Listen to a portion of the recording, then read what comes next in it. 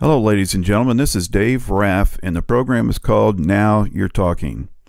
Today's program, we have a very special guest on our radio show, and this special guest is 97 years old, a World War II veteran, and has some interesting stories. And I want to benchmark today's date. We are just a couple of days past the 9/11 anniversary. So that makes it September the 13th, 2017. And so it's pretty amazing to me as a son of a World War II vet. It's a real honor to be able to communicate with you, sir. Fiske Hanley, ladies and gentlemen, and that's Fiske, Hanley, Hanley. Fiske Hanley lives in the wonderful city of Fort Worth, Texas, and Fiske and I have been introduced to one another from a very good friend, Don Shelton. How did you get to know Don Shelton, Fiske? Oh, gosh, that was decades ago. He grew up in Fort Worth. I grew up in Fort Worth. We were in many clubs and country clubs together, and we stayed in touch all those years. Wow. So Since World War II. That is awesome. And he is Don Shelton is a veteran himself, and being part of the Reagan administration, Don Shelton really works every day to help those that have served this country to have a better life.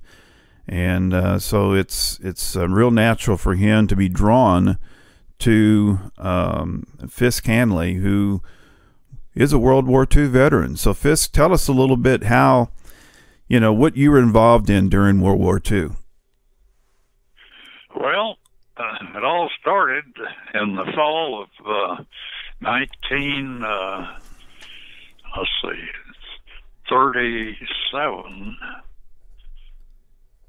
I believe that's right. No, that's wrong. 1938. When I graduated from high school and went to college. And then in 1943, I was a senior at Texas Tech University, and I got this official letter from the U.S. government saying, "Welcome. You have been selected to serve in the U.S. Armed Forces in World War II." And I wanted to graduate in the spring of 1943. This was in the fall of 42. So I went down to the Army recruiting in Lubbock, Texas, and signed up to be an aviation cadet, engineering type. I was an engineering student, and they would let me graduate in the spring of 1943. So I signed up. They let me graduate. I graduated one night in the spring of 43, went down to the Army recruiting, hadn't heard from them, and said, "When are you going to call me?" So the sergeant in charge said, "Here is your train ticket. The train is waiting, and here are your orders. You're leaving for Florida right now." Wow. So I left for Florida, and Boca Raton Club, which is a fancy country club, and that's where about 500 or 600 aviation cadets were going through basic training for 3 months. And so they had three kinds of cadets. I was maintenance, aircraft maintenance. They had communication cadets, and they had weather cadets. And so all of us went through 3 months of very arduous, and we about ruined that club by living there. But anyway, I graduated in the 3 months after June of 1943. What would that be? August, maybe something. August or September, from yeah. From there, we were ordered up to another interesting place, Yale University. Wow. Where about 700 cadets up there in these three different categories, and we spent 6 months up there. I learned about aircraft maintenance, keep them flying, and my all my education and so on fit right directly into that. I would have made a real fine maintenance officer. And so, let's see. So that in February the 2nd of 1940, well, that'd be 43, 44, I graduated from Yale University. But before that happened, a few weeks before, 20 of us engineering-type cadets were picked to go and be flight engineers on the new B-29 heavy bomber, twice as big as a B-17 or B-24. And we said, "What's that?" Because it hadn't flown yet. But anyway, this had to have a flight engineer keep the engines running while the airplane commander flew it. So we were, after graduating as second lieutenants, we were sent up to Boeing Seattle's factory up there where they were starting to build the B-29. And while we were up there for 3 months, learning all there was to know about what the B-29 was and all about the engines and all of that, how to keep it flying in the air. And while we were there, the chief Boeing test pilot, Eddie Allen, in a test flight, crashed and killed the whole crew, including himself. So we didn't think much about what we were looking forward to as flying this bird in the war. But anyway, we graduated, and from there we went to Lowry Field in Denver, where we learned to be flyboys on the so-called B-29, but there weren't any B-29s. So we trained on the B-24 bomber and the B-17 bomber for 3 months, and we learned how to start and run engines and different things like putting out fires and all of that, and flying the best miles per gallon in the air to get to Japan and back from where these airplanes were to be based in the Mariana Islands, way out 1,500 miles from Tokyo in the Pacific. So we graduated there. Let's see, when was that? That was I guess in August of 1944. Yeah. And so we, 20 of these first ones, about 20 of us, were sent to different airfields. There weren't any B-29s around. We were sent to these airfields where the people were flying to learn to fight the war B-29s, but we flew in B-17 bombers. B-17 was a good airplane, did a good job in Europe, and so on. So my group that I was in, about 10 of us, I guess, went to a place called Fairmont, Nebraska, 60 miles west of Lincoln, and the 504th Bomb Group was based there, and I became a flight engineer in the 398th Squadron of the 504th Bomb Group, commanded by Colonel Conley from Texas, and we started training in the B-17, flying and dropping bombs and navigating and over the ocean and so on, and how to hit the heart target, and our gunners learned how to shoot the guns on there, 50 caliber guns, a whole bunch of them, and so we could stop the Japanese fighters from shooting us down. So we trained up there for 3 or 4 months, no B-29s, and so we finished our training, and while we were in training, one of our squadrons was taken away by Curtis LeMay, who, by the commander of the Air Force, General Arnold, was given a secret assignment of using B-29 to fly some secret missions and bomb Japan. So he was told to pick the best squadron in the whole Air Force. He came to Fairmont, Nebraska, picked our 393rd Squadron and took it to Wendover, Utah, where the people that we knew were out there training out in the boondocks in Utah, and we completed our training with 2 squadrons. I was in the 398th Squadron, and we had the 393rd Squadron, there, or 421st Squadron, excuse me. So we finished up, and so it was about time, let's see, that was just before Christmas of 1944, and so a couple of B-29s were flown into our base, and we were given a few hours in the air in these B-29s, first time we'd ever flown in one, and so we did pretty good. We didn't crash any, and our gunners practiced shooting guns, and we navigated all the way down to the Gulf of Mexico from up there in Nebraska, and got down there and back okay.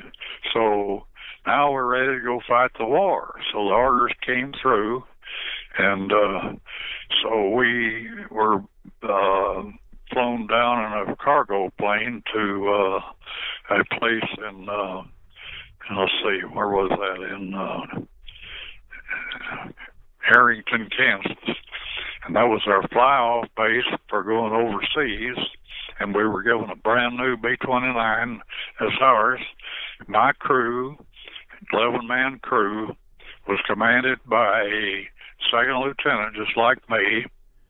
And so there were 5 officers and 6 enlisted men, the gunners, navigators, and radio operators, so on.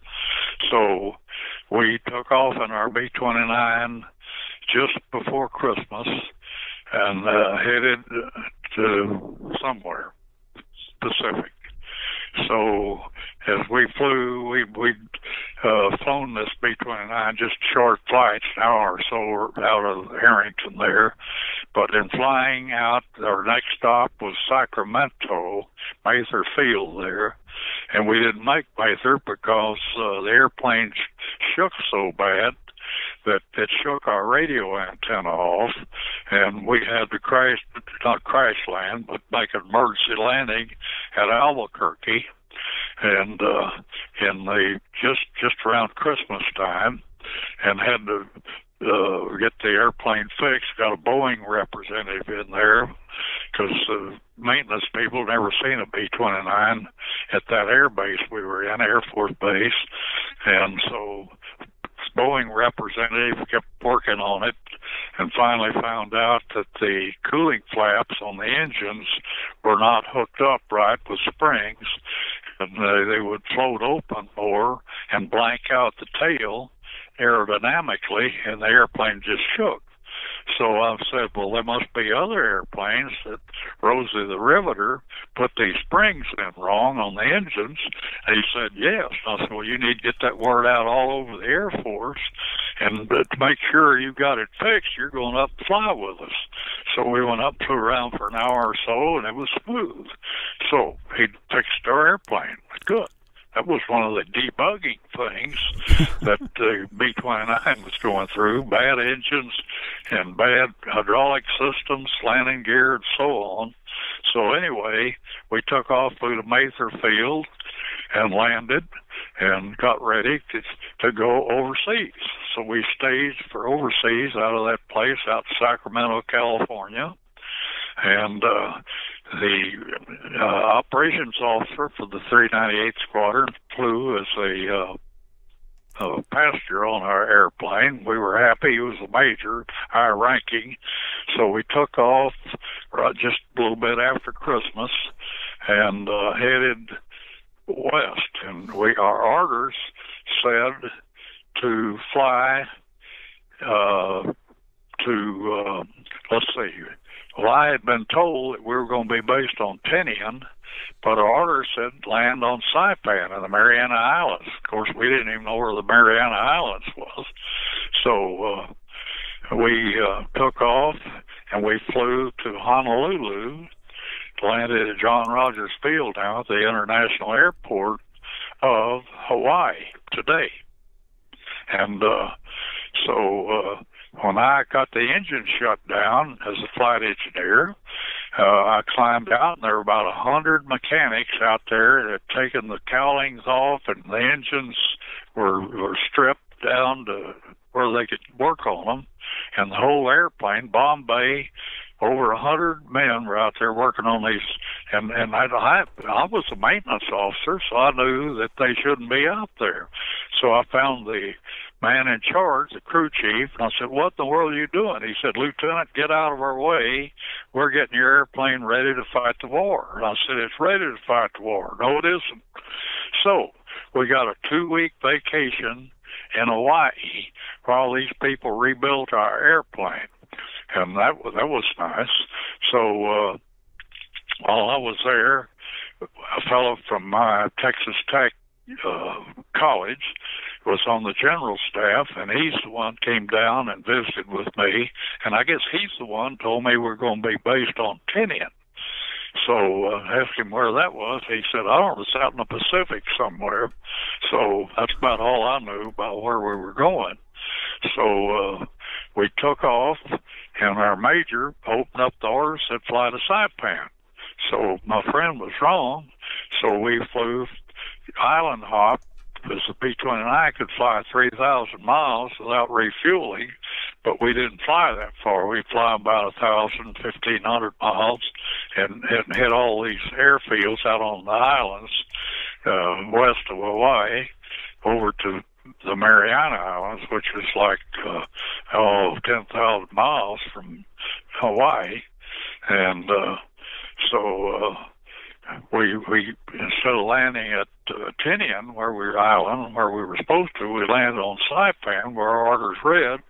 And when we landed, there were a lot of brass colonels and so on took our airplane away. Now, this is our airplane, it had been assigned to us, and I had made sure it was ready to fight the war, and we lost it.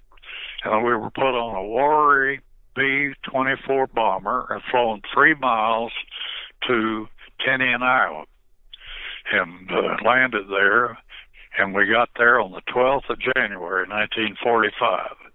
Ready to fight the war. We didn't have an airplane. We started flying practice missions and anybody's airplane in our 3-2 squadron group. And we practiced bombing Truk Island, big Jap naval base, sank several ships. Then we practiced on Iwo Jima Island. We bombed it on the 24th of January. The Marines didn't invade it till the 19th of February. So we were getting it bombed out before the Marines came in there. And our target was the main airfield. It had 3 airfields, and we missed it. We were bombing at 25,000 feet, just like the missions. All the missions over the Japanese islands are high up, so they try to avoid Jap fighters and ground artillery. So we were up there, and a B-29 could carry 20,000 pounds of bombs, but we were only carrying 4,000 pounds because that's just the way the Tokyo mission, 3,000 a mile, 1,500 miles up, 1,500 miles back to Tinian. So here we flew up there and blew up this airfield, but 80% of our bombs hit out in the water and killed fish. 20% hit the sandy beach. I looked out my window, and this mission was no good. And that's where General May, head of the 20th Air Force, with 5 wings.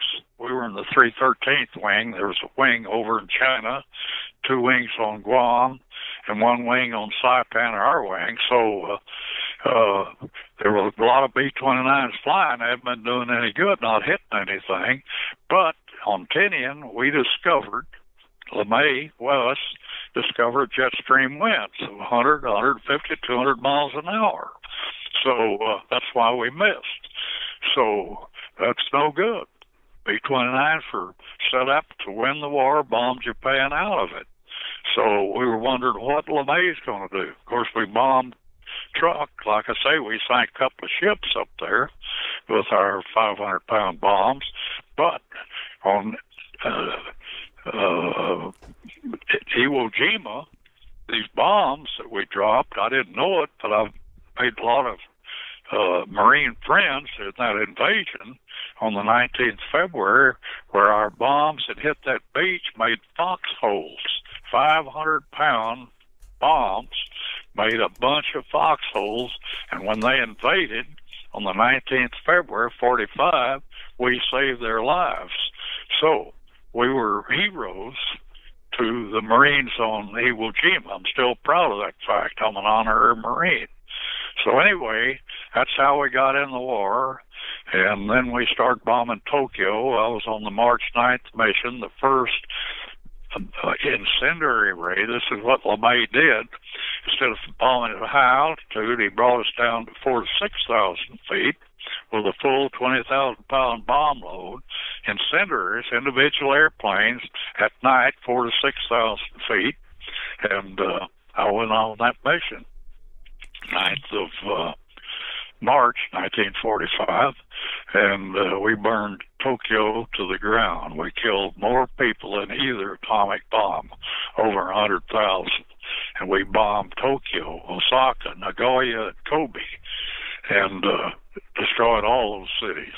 So, and we killed millions of people, and not good, but that's the way you win wars. So the wars began to come to an end, and then I got shot down on a cinch mission to the Shimonoseki Strait, the main waterway Japan had in the islands, and we were dropping naval mines to bottle up the Japan harbors and everything, and starve the Japanese into submission. So anyway, this is the cinch mission, no flak, no panic aircraft, and no fighters. But the Japanese knew and had broken our code, and were going to oppose the upcoming landing on, let's see, this is March 27th, on April 1st of Okinawa. And here's the main units of the Japanese Navy down there in this Shimonoseki waterway. And that battleship, bigger than any we had, 18-inch guns to 16-inch like we had on the battleship, and they shot us down. And all four engines on fire, the bomb bay on fire. I'm trying to keep the engines running till we get out to sea. And the Navy had airplanes and submarines out there to pick us up, so I'm trying to do that.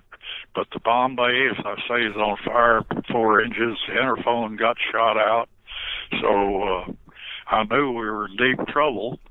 But with the interphone shot out, the communications were gone on the airplane. I didn't know what to do. All I could do was keep the engine going. And so the navigator sitting across from me wanted fire extinguishers past the station. I gave it to him. He went back, opened the bomb bay door to fight the fire, and that's when he and the radio operator got incinerated. And so the flames came up into the cabin. I couldn't breathe. So I'm sitting beside the nose wheel hatch where you get into the B-29 and open that hatch up, and it blew the fire back into the bomb bay, and I could breathe again.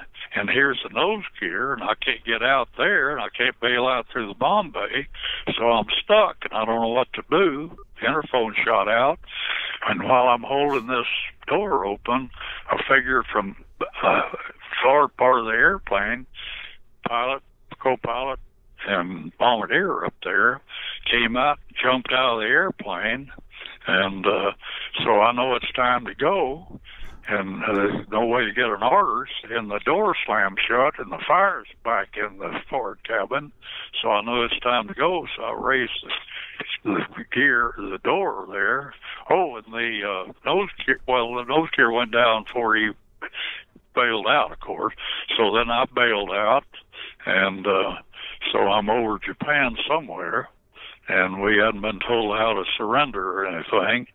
So all I could do was get my parachute open, which I did, and it was at night, and I was floating down, and that's when I got captured. I've talked a whole lot here, so maybe too much. So tell me, what So I became captured. All B-29 prisoners.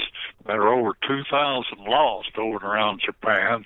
Less than 200 came back. We were classed special prisoners to be tried and executed for killing women and children. And I didn't know this. We didn't get any feedback. Didn't know how to surrender.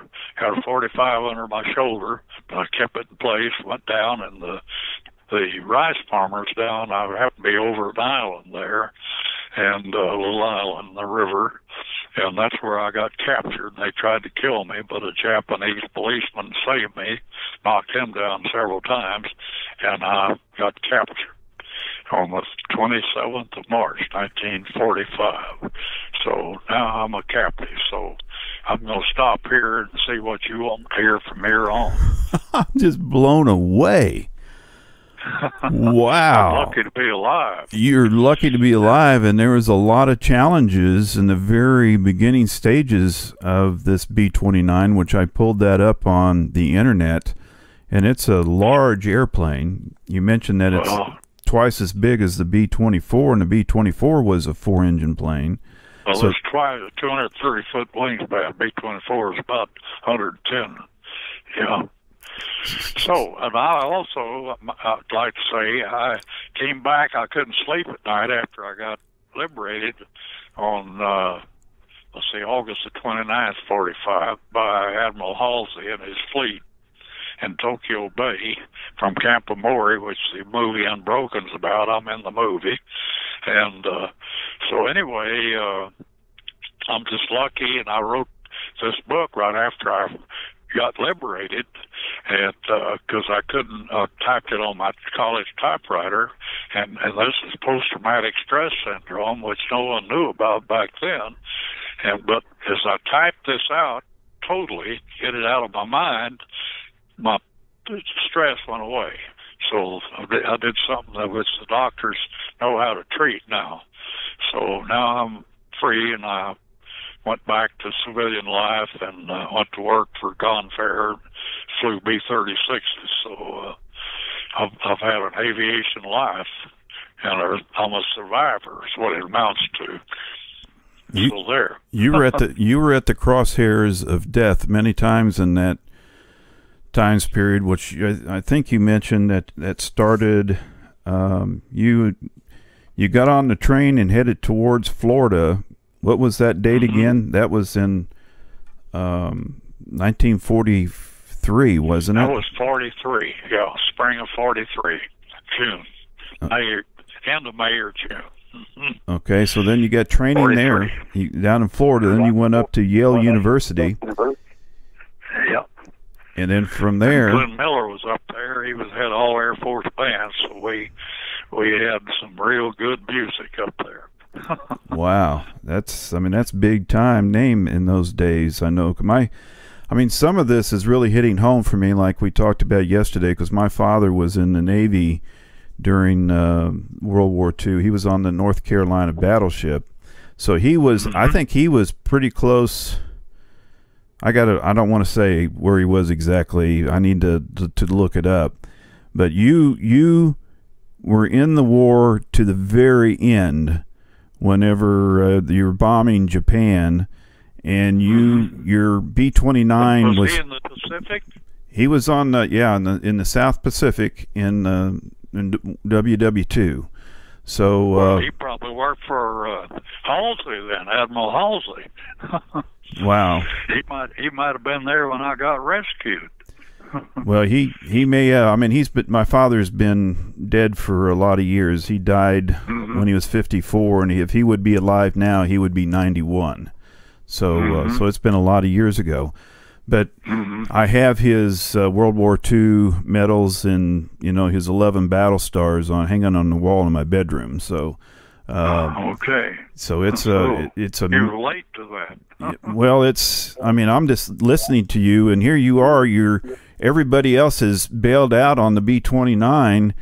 The pilots and the and everybody, the engineering guy up there in the cockpit, and here you are caught between a fire and not knowing what to do, and you figured out how to get out of there. So then you floated down onto an island in Japan, and you get captured.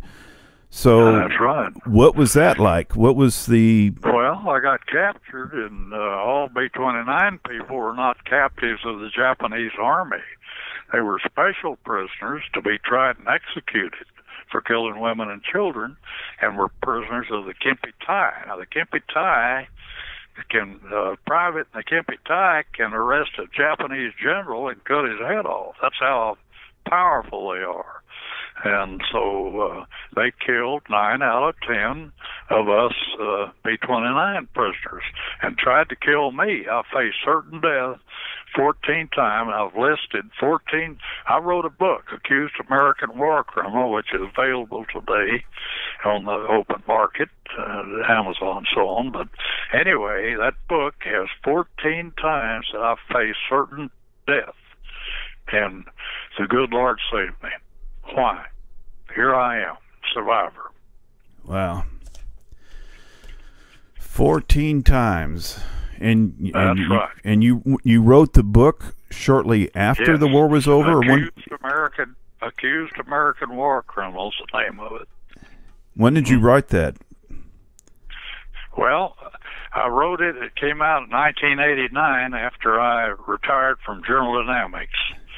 And before that, my bomb group ordered me to write their history, so I wrote that for 3.5 years. That came out in 1992. The Air Force uses my book because it's generic for all B-29 operations in the Air Force Academy up in Colorado Springs. So I'm proud of that. Wow. So, and I'm in the book, Unbroken, and I was out there after the Emperor surrendered on the 14th of August 1945, and we, those of us that left, about 20 or 30 of us, all left there. I was in a dungeon in downtown Tokyo, Kempi-Tai headquarters, and we were taken out to this beautiful prison camp, Amori, which Unbroken painted as one of the worst places ever. And we thought it was great coming from a dungeon where most of us died. Yeah. From a dungeon to this other prisoner of war camp. Unbroken, the Camp of Maury. Unbroken. And all the people who hear what I'm saying, you can go see Unbroken and see what I'm talking about. We thought it was great. Prisoners fed prison. We got, special prisoners only got half regular prisoner rations. We got no medical attention, torture, all of that, interrogation, bayonets, swords, everything, rifle butts. Well, most of our people died, were killed, murdered, over and over and over. Somehow I survived. Wow. Here I am. So how many months was that you were a prisoner of war? 6 months. Mm-hmm. 6 months of torture, basically. 2 weeks of the 6 months out in this beautiful camp of Mori on Tokyo Bay, where Admiral Halsey had his Third Fleet and rescued us on 29 April. General MacArthur said no prisoners can be rescued until I sign the peace treaty on September 2nd in Tokyo Bay on the Missouri battleship. And Admiral Halsey said to heck with MacArthur and ordered his deputy to go rescue us on the 29th of August. So I like Halsey. I don't like MacArthur much. That is something else. So this is when I'm going back through history. I've got all the presidents that have served our country as president, and so that means you went into the service with when Roosevelt was president, and then of course after that was in 1945 Harry Truman became president, and so Truman. That's right. And then when Truman didn't like MacArthur either. Isn't that interesting? That's right. So Truman is the one that said, drop that bomb. The atomic bomb, I could go on and on about this, saved millions and millions of Japanese. They were going to commit 20 men, 20 million men, women, and children to stop our upcoming invasion on 1 April 1945. And if that had happened, they would have killed over 2 million of our troops and sink all our ships. They had 12,000 kamikazes and put 2 million armed and ready troops. We would never have set foot on the islands of Japan. They were counting, the emperor was counting on an honorable peace signing with the United States. And he was right. I'm glad he surrendered. Wow. The atomic bomb saved me. The atomic bomb saved you, and who you said millions of others, probably. Millions. About 20 or 30,000 Japanese, or not thousand, million Japanese, and probably over 2 million of our troops, and sank all our ships. Terrible. That's what would have happened on 1 April 45. I mean, you're talking just days, just a few days from. That's right. Man. Absolutely. So all that and push. I wouldn't have lived because we were starving to death. I stayed in that dungeon down there. Wow. So you were. I don't want to say you were frail, but you were. You had lost probably a lot of weight, and I weighed 70 pounds. Oh my! When I got liberated. What's your normal weight? 160. Oh my gosh! You were close. Many times. I'm very fortunate. That's quite a reality of life right there. Yeah. I'm just blown away with that. Yeah, doctors don't understand me. You defined it well, like you said. Faith and God, and belief in God probably helped you survive through all of those huge physical and mental challenges that you went through. I'm right. And I'm only hearing. This is the first time, ladies and gentlemen, that I'm hearing. I've heard his story. If it's a story, and Don's obviously told me some. But yeah, well, you get that book and read it because Don's read it, and we were going. Shorty is the bad guy, like the bird in Unbroken. And Shorty, if he were still alive, I would be very tempted to go do him in. And Don Shelton found him, but found out that he was an American citizen from Hawaii, but he's dead now. So that's the way it is. So your staunch enemy was a native from Japan, became later a U.S. citizen and lived in Hawaii. Is that what I'm understanding? No, he was an Hawaiian citizen. When World War II started, he got over in Japan and was part of the Kempitai organization. He was a civilian. And, of course, he was in charge, like the bird was, out at Camp Amori and Unbroken. And he killed, murdered, tortured, and allowed to die, starved to death. See, I was badly wounded. I was in the hospital for about 3 months after I got home because I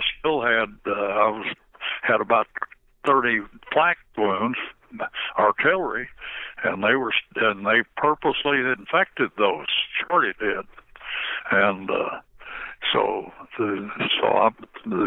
our medics kept me alive. There's still something here that's not clear in my brain, and Shorty is a civilian that was that worked for or was part of the Japanese. Yeah, he's in my book, Shorty. His picture's in there, and bad guy. So, but he later became a citizen of the United States. He was a citizen when he was trying to kill me. He was born in Hawaii, but in World War II, somehow or other, that Kempy Ty hired him as an interrogator, prisoner, beater upper, like the Bird was in Unbroken. And so when the war was over, he got 40 years to sentence. And when MacArthur left, he turned all those people left alive still that were sentenced with the 40 years. And this American went back to Hawaii, became wealthy, had a couple of children, and then died. That's what Don Shelton was looking for him, because Shelton and I were going over there looking for him and do something. And there's a book based on my book, called The Special Prisoner, written by a presidential, I've forgotten his name, but it's called The Special Prisoner. Like Fiske Hanley was a special prisoner. And it's fiction, and that book's available too on the market. And forgotten the author, but he was a presidential way back, right after the war, presidential election. Can't remember his name, but that's quite a book too. And the fellow, me and his book, tracked down the bad guy and killed him, and got their own man, and got put in jail. He's a Methodist bishop. So fiction has a way of changing things around. Well, I'm going to read your books, and what I'm going to ask through email is I'll get the titles and everything of these books that you're mentioning, and when I put this package together, then I'll have these books in as part of it. I'm going to turn this into a social media audio with pictures. So I'd like for people to know what I know, because now I've been back to Japan as their special guest. There were 5 of us ordered back by the emperor, and they looked after us good, apologized. 8 of my people were buried. They went down with the airplane. The Japanese peoples, the natives there, looked after them. They're now buried in the United States in a common grave in Louisville, Kentucky. And so the Japanese are our friends now. We need them, they need us. Wow. See, that's something that where you were in a dungeon, and then you went from the dungeon to another prison camp, which was the worst in the world, and that was an improvement from the dungeon. That's what I'm got to wrap my... Absolutely. Wow.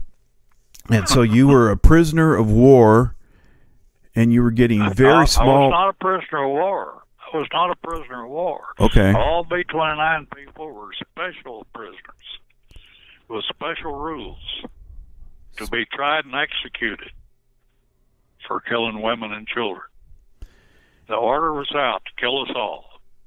And so where my head goes a little weird, I guess, is that during the invasion of Hawaii at Pearl Harbor, there were many women and children killed. That's true. That's the way war is. It's just... And we B-29ers killed millions of Japanese men, women, and children. Well, ladies, that's the way you win wars. It's peace through strength. I'm a huge believer in that.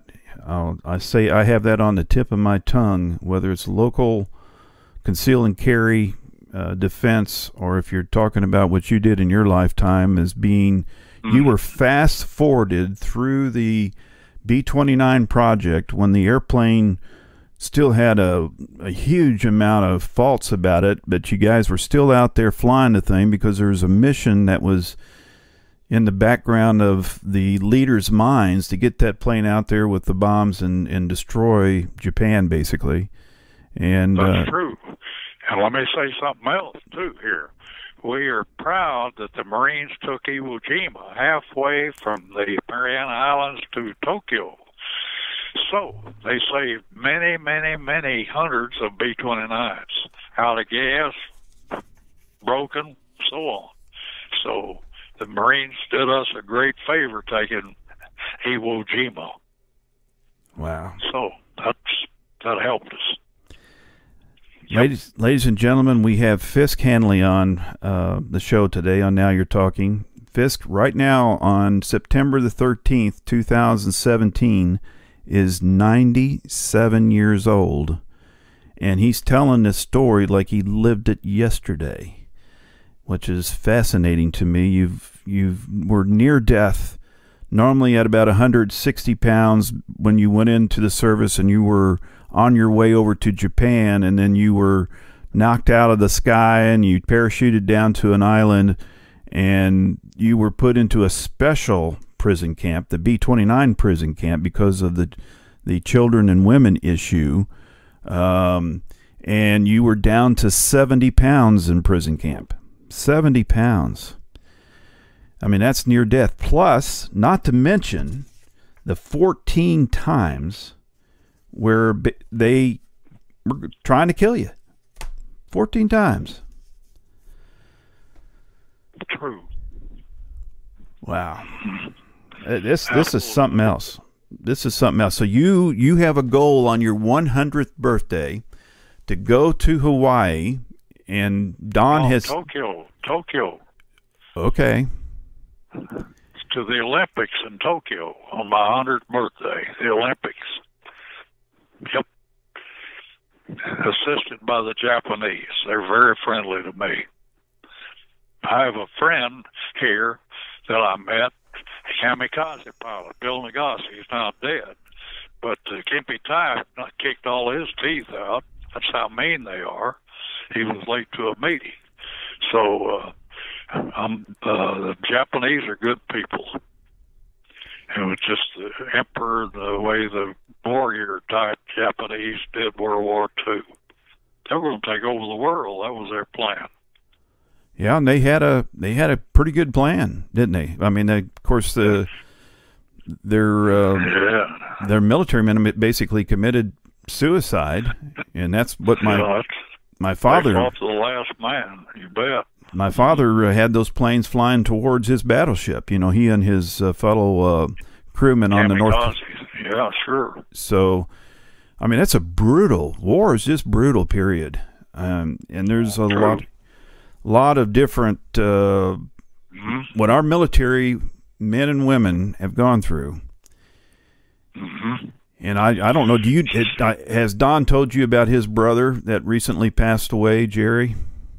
Yes. Mm-hmm. Okay, you know about what he did in his career in the Army for the United States of America. I mean, it's just amazing what that man has done too, and Don himself. I mean, he was left for nothing, you know. So sure. Another point I want to make too is that those people that were pulled out with the 393rd Squadron dropped the atomic bomb. They were from the 504th Bomb Group, worked for Paul Tibbets, dropped those two atomic bombs, and that ended the war. The emperor gave up. His military did not want to give up. But the emperor surrendered, and that's when we were saved. Well, it sounds like to me that your crew, the airplanes and your squadron, you put major bruise and hurt on Japan, okay? Major. And then here comes the atom bomb, and that basically took care of business. And that was all in a short period of time, wasn't it? Very short. See, I got over there on January the 12th, and the war ended on August the 14th. That's when the emperor surrendered. That's not too many months. And you were in prison. You were in special prison, the B-29 prison. Not B-29. I was in a dungeon in Kempe Tai headquarters. They were in charge of these awful military, not military, they're special intelligence. They'd broken our code. They knew everything we were doing. Special people, and they were in charge of killing us B-29 people. Wow. And then see, Camp Amore, where Unbroken is you see the movie, there was one Kempe Tai guy. They wear armbands in this whole prison there, had about 700 Allied troops in there, prisoners, and all these Japanese guards are scared to death of this one Kempeitai soldier that somehow was stationed there to make sure they, did right. Wow. Amazing. Read my book. It'll tell you about it. Well, I'm going to order it as soon as I get off the line with you, and I hope our audience does too. This, and here again, what I'm going to do, Fiske, is I'm going to set this up to where people can listen to this on the internet and on what they call social media. It will be available on my website, which is ReaganRadioNetwork.com. Well, books are available on Amazon. I've got a few here. Paperbacks are $30. Hardbacks are $35. They're published up in Vermont right now.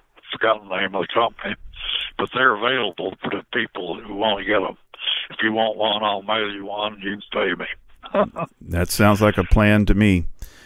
Well, okay. Fiske, anything else you would like to say before we call this a show? No, I'm just glad you recorded this because I speak to children, particularly, and military people and civilians, and they are very interested in how the war ended and why.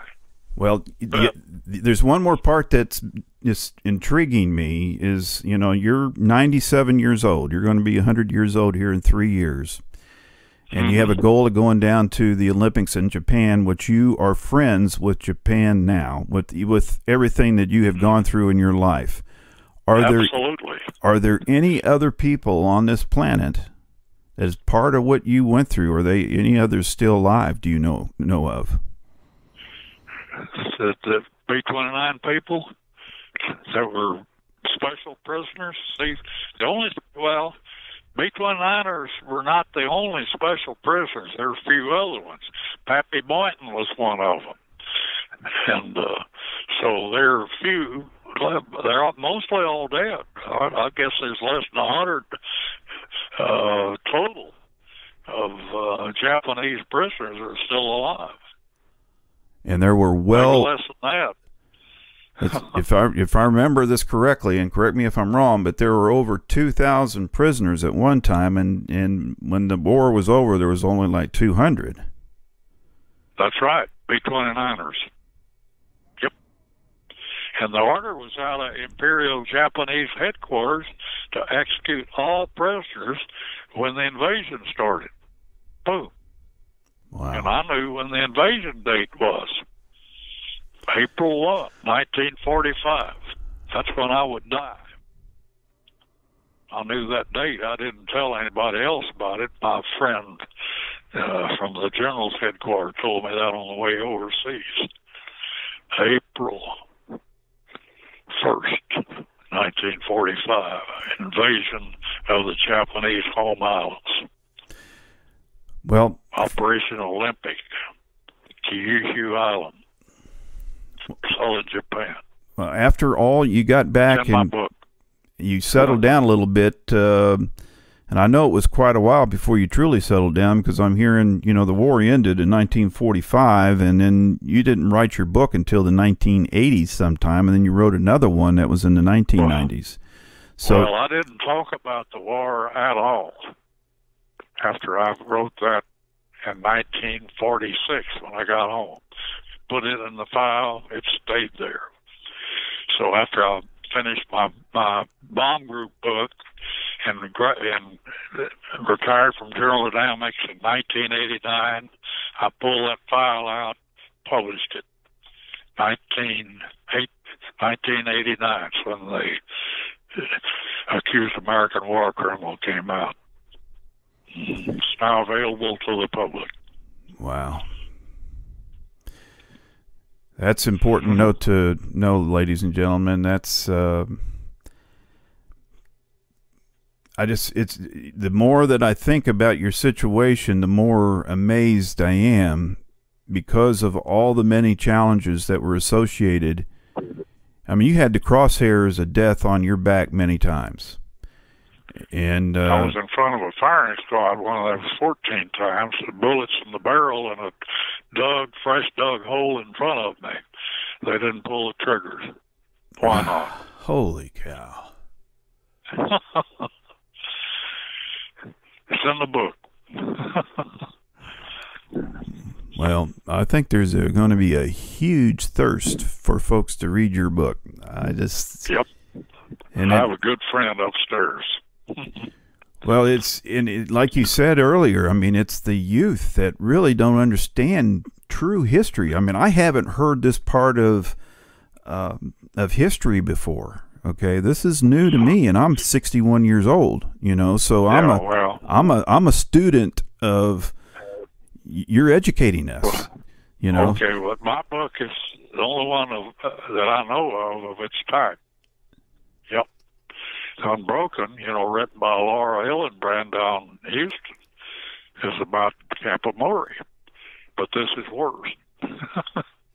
This is your life. This is you and anybody from your airplane that you were flying on that you had to jump out on and you didn't know where you were going in the middle of night. Anybody else survive on your airplane? Well, we didn't have a tail gunner because there was no fighters predicted that night. So we had 10 men on board. Only 2 of us got out, the co-pilot and me. He's now dead. He was the only married member. So 8 of them went down with the airplane, common grave up in Louisville right now on account of the Japanese, the good Japanese, preserved their bodies. And when the war ended, well, I went over to they paid for my trip over there, special, in a Buddhist temple, where they dedicated a memorial to these 8 people. I'm very impressed. I've got, wow, good people. Okay, Fiske. Ladies and gentlemen, Fiske Hanley, 97 years old on this date, September 13, 2017. We just got a really interesting and fascinating and in many cases terrifying history lesson today. Thank you for what you've done for the United States of America, Fiske Hanley. Thank you, sir. Well, thank you for saying so. Mm-hmm. You bet. All righty. Take care. Wow. Keep them flying. Keep them flying. And Semper Fi to the Marines. Absolutely. Thank you, sir. Righto. Thank you.